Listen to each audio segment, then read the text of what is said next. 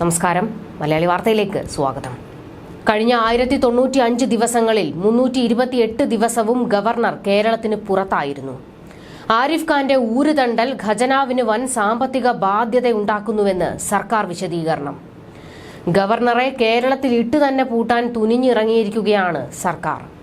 സംസ്ഥാന സർക്കാർ ഗവർണർ പോര് ശക്തമാകുമ്പോഴാണ് കണക്കുകൾ പുറത്തുവിടുന്നത്. ഗവർണർ ഉലകം ചുറ്റും വാലിബനെന്ന് CPMന്റെ പരിഹാസം. ഏറ്റവും കൂടുതൽ വിമാനയാത്ര നടത്തിയ ഗവർണർമാരുടെ പട്ടികയിലും ആരിഫ് ഖാൻ ഇടം നേടി. പലവട്ടം രാജ്ഭവനോട് വിവരാവകാശ നിയമപ്രകാരം ചോദിച്ചിട്ടും നൽകാത്ത ഈ വിവരം ഒടുവിൽ മുഖ്യമന്ത്രിയുടെ പൊതുഭരണ വകുപ്പാണ് പുറത്തുവിട്ടത്. 2021 ജൂലൈ 29 മുതൽ ഈ മാസം 1 വരെയുള്ള കണക്കുകളാണ് വെളിപ്പെടുത്തിയത്. 2019 സെപ്റ്റംബറിലാണ് ആരിഫ് മുഹമ്മദ് ഖാൻ ഗവർണറായി ചുമതലയേറ്റത്. ഈ വർഷം കാലാവധി തീരും.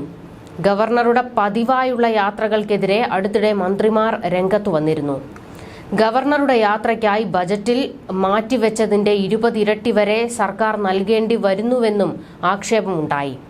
മിക്ക യാത്രകളും ഡൽഹി വഴിയും മംഗളൂരു വഴിയും സ്വദേശമായ UPയിലേക്കായിരുന്നു. മുംബൈ, ചെന്നൈ എന്നിവിടങ്ങളിലേക്കും പലവട്ടം യാത്ര ചെയ്തു. ഗുജറാത്ത്, തെലങ്കാന, ഹരിയാന, അസം, ഗോവ, ബംഗാൾ, ഉത്തരാഖണ്ഡ് എന്നീ സംസ്ഥാനങ്ങളിലേക്കും ഗവർണർ യാത്ര നടത്തി. ഗവർണർ കേരളത്തിന് പുറത്തു പോകുമ്പോൾ സംസ്ഥാന സർക്കാരിനെ അറിയിക്കണമെന്ന് ചട്ടമുണ്ട്. ഇതനുസരിച്ച് ലഭിച്ച വിവരങ്ങളാണ് പൊതുഭരണ വകുപ്പ് പുറത്തുവിട്ടത്. യാത്രാ ചെലവുകളും വഹിക്കുന്നത് കേരള സർക്കാരാണ്. രാജ്ഭവന്റെ മറ്റാവശ്യങ്ങൾക്കും പണം നൽകും. ഗവർണർക്ക് CRPF സുരക്ഷ കൊടുക്കുന്നതിനാൽ ഇനി ആ ഇനത്തിലെ ചെലവ് സർക്കാരിന് കുറച്ചു കുറയും. ഡൽഹിയിലേക്കും ഉത്തരേന്ത്യൻ സംസ്ഥാനങ്ങളിലേക്കുമാണ് ഗവർണറുടെ നിരന്തര യാത്രകൾ. ഉന്നത വിദ്യാഭ്യാസ സ്ഥാപനങ്ങളിലെ പ്രഭാഷണങ്ങൾക്കായാണ് ഇതിലേറെയും പോകുന്നത്. മാസത്തിൽ 5 ദിവസത്തിലേറെ ഗവർണർമാർ സംസ്ഥാനത്ത് നിന്ന് വിട്ടുനിൽക്കരുതെന്നാണ് ചട്ടം. പ്രഭാഷണത്തിനായതിനാൽ രാഷ്ട്രപതിയിൽ നിന്ന് ഇളവ് നേടിയെന്നാണ് ഗവർണർ പറയുന്നത്. ഏതായാലും സർക്കാർ ഗവർണർ പോര് കടുക്കുകയാണ്. എങ്ങനെയും ആരിഫ് ഖാനെ മുട്ടുകുത്തിക്കാൻ തന്നെ CPMന്റെ തീരുമാനം. പിണറായി വിജയനും ആരിഫ് ഖാനും അവരവരുടെ പദവികൾ മറന്ന് പരസ്പരം പോരടിക്കുകയാണ്. ഭരണഘടനാ പദവിയിലുള്ള ഗവർണർക്ക് ചേർന്നതല്ല ഇത്തരം നിലപാടുകൾ.